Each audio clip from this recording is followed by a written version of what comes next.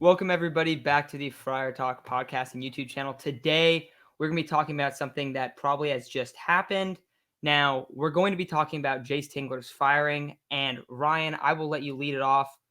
What's going on with Jayce Tingler? What's going on with the Padres?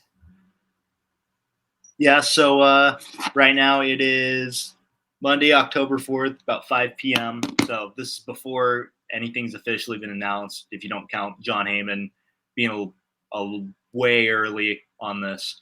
But I've been told that Jayce Tingler and the majority of the coaching staff has been fired. The decision was made on Friday, October 1st, to let him go.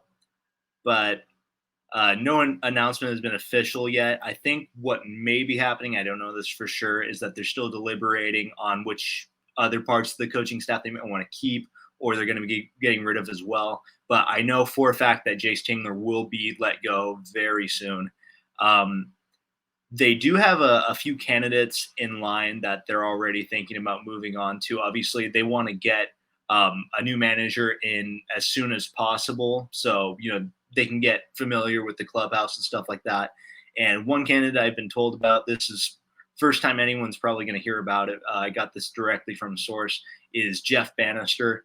That's not very surprising considering it's AJ Preller and Jeff Bannister managed the Texas Rangers from 2015 2018. Obviously, he loves the Rangers organization. That's where he came up. He did make the playoffs, I believe, once in 2016. So personally, I'm not too high on Jeff Bannister. I've been told that towards the end of his tenure, he kind of lost the clubhouse, with that core the Rangers had, and everything really fell apart over there. And I don't think that's the type of person you want to bring in here. But that's who they're looking at. You could see Ron Washington come in. He was another Rangers guy. And I'm sure there's plenty of other candidates. But as of right now, the headline is Jayce Tingler is going to be removed as manager for sure, and they're already moving on to other candidates. So I'll go back to you in a second, Ryan, to kind of see if you know any specifics about some stuff. But Chase, I know we've talked about this in the past, and you definitely are not a fan of going back to the well in terms of Preller going back to the Rangers organization.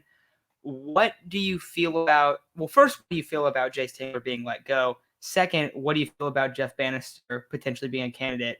Third, what do you feel about Ron Washington? I've been an admiral for Ron Washington for a while now. I thought he should have been the manager in the first place. However, I do believe Bochy should be the first guy that we reach out to and be like, hey, you know what? We really need you to come in and handle this clubhouse. This is the guy that the Padres need the most. I hate the fact that Preller keeps going back to the Rangers organization and be like, oh, look how great organization they are. They've lost, I don't know how many seasons in a row. They're deprived of talent. And you know what? We're going to just keep going back there for all their front office pieces. And you know what? Their ex-manager who lost the clubhouse. It's not a good thing, man. Preller, sometimes you got to cut off an organization, and the Rangers are one of those. It's like a little bit of like crack, man. You just got to cut it off. It's no good for you. So, Chase, what about Tingler, though? Are you happy that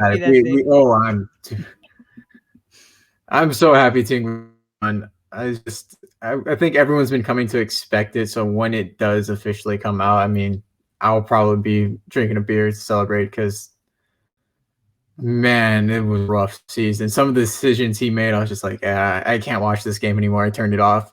Like during the Dodgers series, when we were up 9-5, my uncle was like, hey, don't you want to finish watching the game? I'm like, no, I'm going to my room. He goes, why? I'm like, I'm not going to watch the Padres bullpen blow this.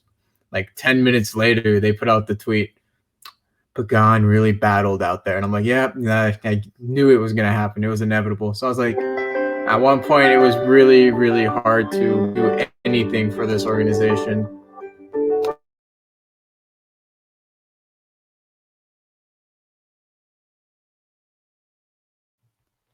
Yeah, so, I mean, that's the biggest news, I think, there.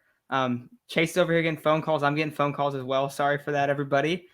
Usually we're pretty clean on those type of ordeals. But as far as Tingler goes, I'm happy for it as well.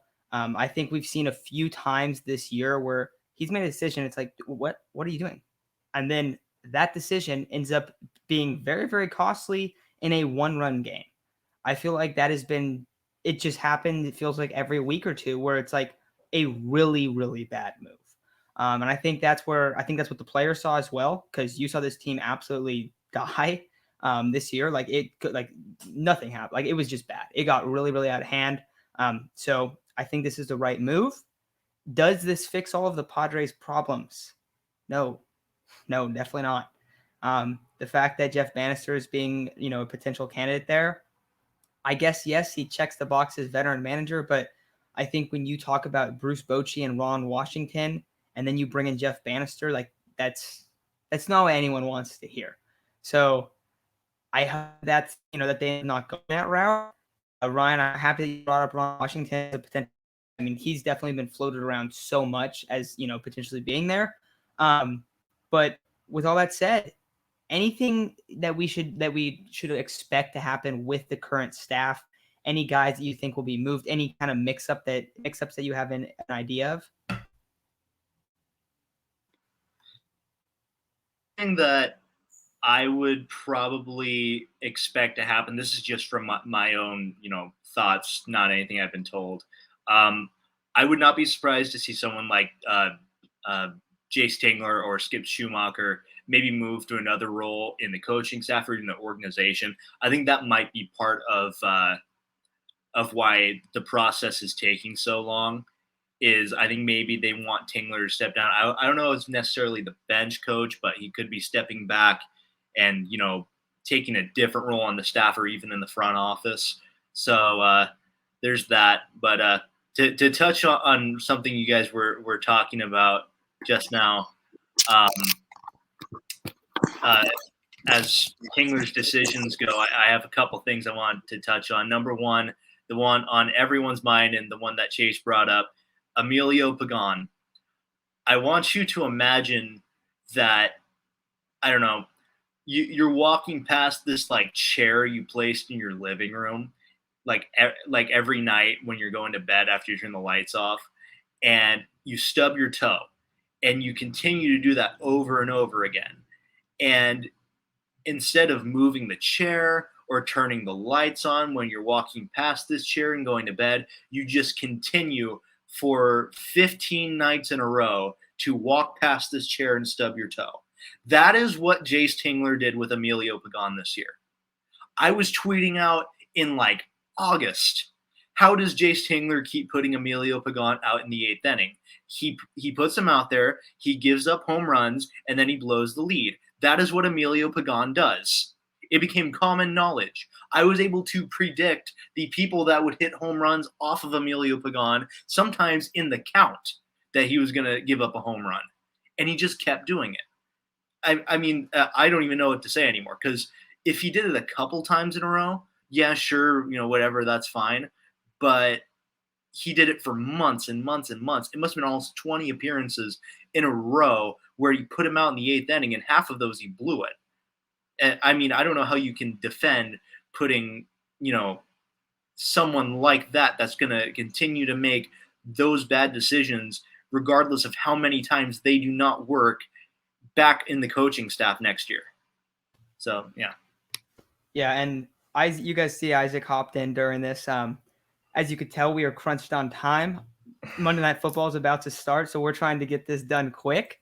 But Isaac, hopping in, I'll give you a quick breakdown. Ryan just was telling us we're fully expecting Tingler to be gone, and one of the candidates is Jeff Bannister for that position. I asked Chase the same question, but what do you think about Jeff Bannister as a candidate? What do you think about Tingler being gone? And another guy that was also brought up as a potential candidate was Ron Washington. What do you think about Ron Washington as well? So I'll talk about Jeff Bannister first. At first glance, when looking at his career record and everything, it doesn't look very pretty. It's like pretty mediocre when you look at it first. And of course, you're looking at, oh, he's from the Texas Rangers organization. Of course, AJ Peller's going to dig into that pot of trash that organization is. I don't know why he keeps doing it, but one thing I will give to Jeff Bannister is that he did win a Manager of the Year, and he was actually winning more games than he should have in his last 2 years with the Rangers. If you go ahead and look at those teams, those are really mediocre, if not bad teams. And He didn't get much to work with. He was winning more games than people thought he would. And that was just through reading articles, reading all this kind of stuff about him.